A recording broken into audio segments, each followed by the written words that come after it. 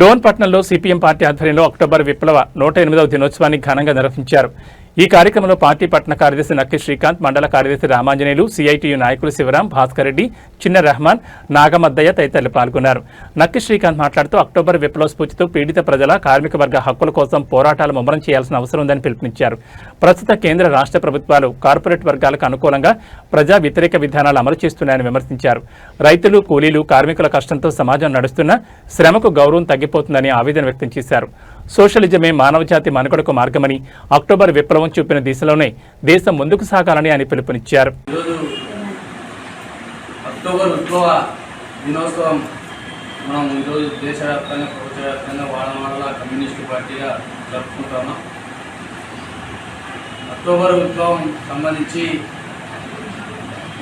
రష్యాలో communist party విప్లవం ప్రజల్ని చైతన్యవంతం చేసి ప్రజలకి స్వేచ్ఛా స్వాతంత్రం కల్పించి పెట్టుబడిదారీ భూస్వామ్య వర్గానికి వ్యతిరేకంగా పోరాడి విప్లవాన్ని తీసుకుని వచ్చి ప్రపంచ ప్రజలందరికీ కూడా విముక్తి గావించినటువంటి లెనిన్ నాయకత్వంలో రష్యాలో సోషలిజం పార్టీ ప్రభుత్వం ఏర్పడి ఈ దేశము, ఈ ప్రపంచంలో ఉన్నటువంటి కార్మిక వర్గానికి, అదేవిధంగా కార్పొరేట్ శక్తుల పనిదోపిడికి వ్యతిరేకంగా కార్మిక వర్గానికి 8 గంటల పని విధానాన్ని తీసుకువచ్చినటువంటి అక్టోబర్ విప్లవ దినోత్సవాన్ని ఈరోజు వాడవాడలా జరుపుకుంటాము.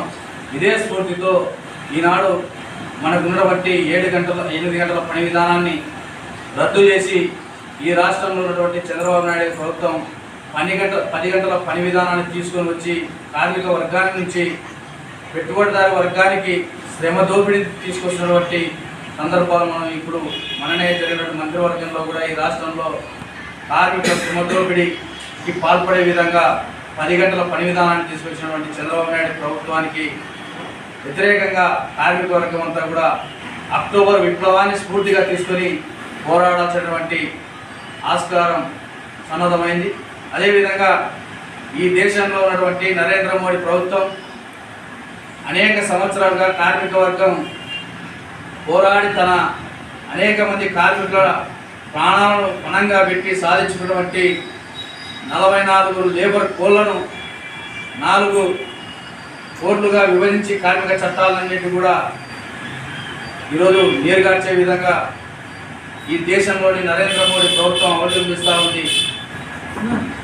విధానాలను అవలంబిస్తున్నటువంటి నరేంద్ర మోడీ ప్రభుత్వానికి కనువిప్పు కలిగే విధంగా కార్మిక సంఘాలు అన్నీ కూడా పెద్ద ఎత్తున సమ్మెలు కూడా నిర్వహించడం జరుగుతూ ఉంది. వాటికి కూడా నరేంద్ర మోడీ ప్రభుత్వానికి కనువిప్పు కలగడం లేదు. అందుకనే అక్టోబర్ విప్లవాన్ని స్ఫూర్తిగా తీసుకొని ఈ దేశంలో, ఈ రాష్ట్రంలో కార్మిక వ్యతిరేక విధానాలు అవలంబిస్తున్నటువంటి కేంద్ర రాష్ట్ర ప్రభుత్వాలకు వ్యతిరేకంగా, నరేంద్ర మోడీ, చంద్రబాబు నాయుడు ప్రభుత్వాలకు వ్యతిరేకంగా కార్మిక వర్గం అంతా కూడా పెద్ద ఎత్తున ఉద్యమాలు నిర్వహించాల్సినటువంటి, అదేవిధంగా ఈ దేశంలో, ఈ రాష్ట్రంలో ఉన్నటువంటి పీడిత ప్రజానికానికి కనీస వసూలు ఎత్తినటువంటి కూడు గుడ్డ అనేటువంటి కనీస వసతులు కూడా కల్పించలేని దుస్థిత పరిస్థితుల్లో ఈరోజు ఈ దేశంలో, రాష్ట్రంలో ప్రభుత్వాలు పరిపాలన అందిస్తూ ఉన్నాయి. అదేవిధంగా ఈరోజు విద్య, వైద్యం అంతా కూడా ప్రైవేట్ పరం చేస్తూ ఈరోజు పేద ప్రజలకి, మధ్యతరగతి ప్రజలందరికీ కూడా అందరిని దాక్షగా ఈరోజు విద్య, వైద్యాన్ని కూడా ప్రైవేట్ పరం చేస్తున్నటువంటి ప్రభుత్వాలకు వ్యతిరేకంగా పోరాడినటువంటి ఆస్కారమైంది. అదే అక్టోబర్ విప్లవ స్ఫూర్తితో కమ్యూనిస్టుల వైపు కూడా ప్రజలందరూ కూడా చూస్తూ ఉన్నారు. మననే జరిగినటువంటి అమెరికా, న్యూయార్క్ అధ్యక్ష పదవిలో ఈరోజు కమ్యూనిస్టు భావాజాలం ఉన్నటువంటి వ్యక్తుల్ని కూడా అక్కడ ఉన్నటువంటి ప్రజలందరూ కూడా, యువతందరూ కూడా ముక్తకంఠంతో ఈరోజు ఎన్నిక చేసినటువంటి పరిస్థితులు చూసాం.